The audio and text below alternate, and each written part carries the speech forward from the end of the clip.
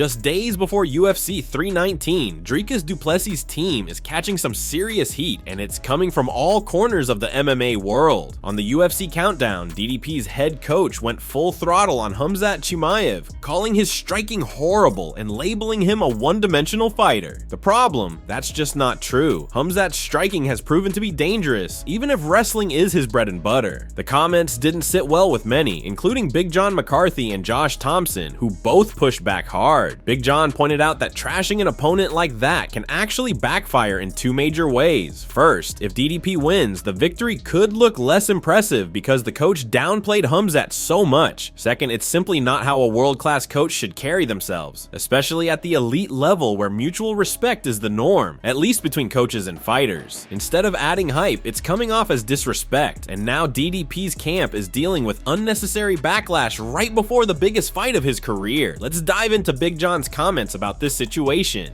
He also said Chimaev has got terrible stand-up, which is not true. It's not true. Yeah, and I was really surprised. I'm going to say it right now, and it's, I have a lot of friends that are coaches. Obviously, I hate when a coach starts talking about an opponent like that. I think it's the dumbest thing they can do. It does not help your fighter in any fashion. You could think he's the worst thing in the world. That's fine. That's between you and your fighter, and you keep it that way. And when you're talking about him, you talk about how great he is. Because all it does when you put the guy down is if your fighter does win, then it's like, yeah, but you said he was no good anyways. So it's like, don't do that. It's the dumbest thing ever. Oh. Talk about all the strengths and the things that he does good. If you don't want to talk about something that you think he's not good at, don't. But I looked at the fact that his coach is coming out saying things. I think it's crazy. Dana White has dropped a bombshell. Starting in 2026, the UFC is officially ending the pay-per-view model in the US after striking a massive $7.7 billion broadcast deal with Paramount and CBS. For the first time ever, fans will be able to watch all UFC events, including every numbered card, without paying the traditional pay-per-view fee. Instead, the UFC's 13 marquee events and 30 fight nights a year will air through Paramount Plus and CBS. The move comes after more than 318 pay-per-view events to date, with UFC 319 coming this weekend, marking the tail end of the model. Dana called the deal a huge win for our athletes and anyone who loves this sport, while TKO Group President Mark Shapiro told CNBC that the pay-per-view model is a thing of the past, calling it outdated and antiquated. Under the new structure, fans can get every UFC numbered fight and more for $12.99 a month via Paramount Plus, with select events simulcast on CBS. Shapiro emphasized the accessibility for younger fans in flyover states, noting that the message was clear. If someone signs up for Paramount Plus for $12.99 a month, they automatically get UFC's numbered fights along with the rest of the portfolio, a message the company wants to amplify. With the cheaper $8 ad-supported option also available, the UFC will now be more accessible than ever. It's the end of an era and the start of a new one, where the Octagon enters more living rooms than ever before without the pay-per-view price tag. MMA analyst Luke Thomas reacted to these news. On this level alone, BC, on this level alone, the end of pay-per-view is a monster W for, I think, the fans. And I kept paying pay-per-view. I know a lot of folks didn't.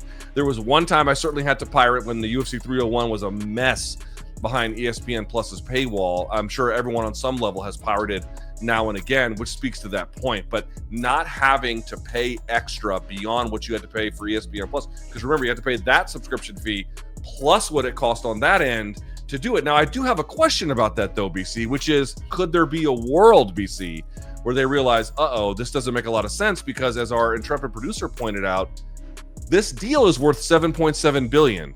As it stands today, Paramount's market cap is $6.6 billion.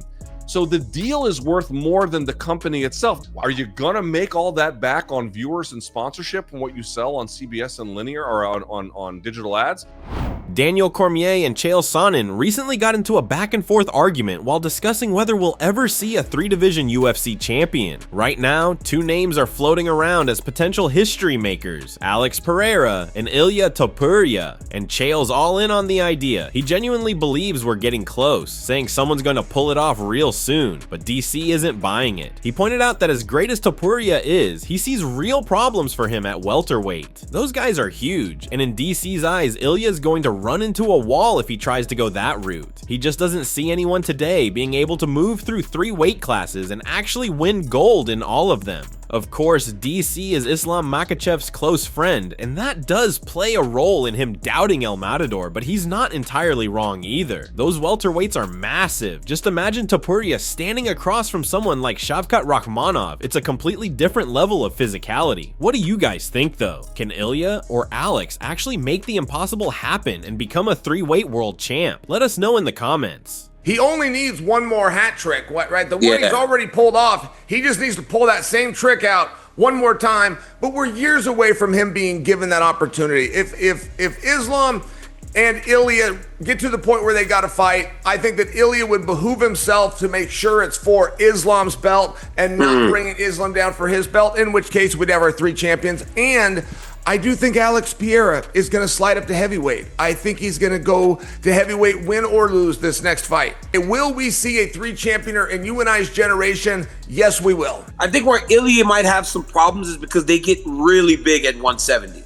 Like, Jack Della Maddalena is massive, and he's really, really good. So I don't understand how, I don't know, man.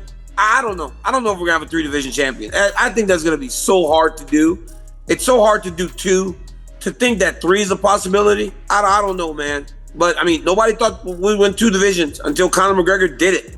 Charles Oliveira didn't hold back in his recent chat with AG Fight, firing shots at Dan Hooker and the rest of the lightweight pack, who he claims have been all talk and no action. Oliveira says he's been offered names in the past, only for those same fighters to turn the fight down and then hop online to paint him as the one ducking. He insists it's been that way his entire career, plenty of trash talk from a distance, but when he steps up, they back off. And for Hooker specifically, Oliveira says this back and forth has dragged on for years with nothing to show for it. Quote, "I'm not a guy who goes around playing games, but I was offered names and they didn't even want it. So today when you release this, these guys will tweet stuff like, 'What a coward. I wanted it and Charles didn't want it.' But it's a lie. My whole life it's been like this." Hooker talked a lot of nonsense, a guy who speaks a lot of nonsense on the internet, but when he's called, he doesn't go, Oliveira said, making it clear he sees Hooker's callouts as nothing more than empty noise.